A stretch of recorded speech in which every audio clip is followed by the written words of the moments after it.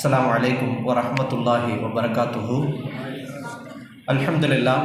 ஒரு அற்புதமான இந்த நிகழ்விலே நேற்றைய முன்தினம் நம்முடைய சகோதரர் முகமது இப்ராஹிம் நிசாமி மக்தூமி ஹசரத் அவர்கள் ஃபோன் மெசேஜாக அனுப்பியிருந்தாங்க.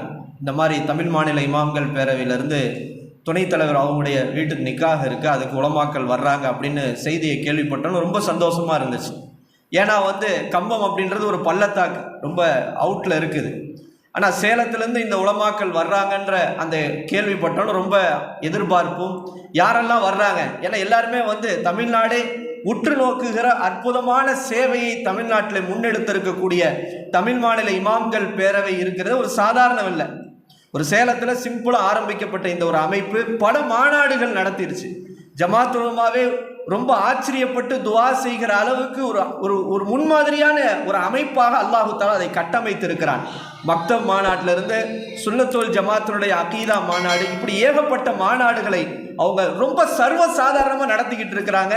இன்னும் சொல்ல போனால் தமிழகத்தில் இருக்கிற அத்தனை பகுதி உலமாக்களுக்கு ஒரு முன்மாதிரி ஆலிம்களாக இந்த பேரவை இயங்கி கொண்டிருக்கிறது. அல்லாஹு தஆலா இந்த பேரவைக்காக உழைக்கக்கூடிய தலைவர் ஷிஹாபுத்தீன் மஹதரி ஹசரத் அவர்களுக்கும் மற்றும் உண்டான அத்தனை உறுப்பினர்களுக்கும் அல்லாஹு தஆலா நல்ல ஆரோக்கியத்தையும் நீண்ட ஆயுளையும் அல்லாஹு தஆலா தந்தருள் புரிவானாக.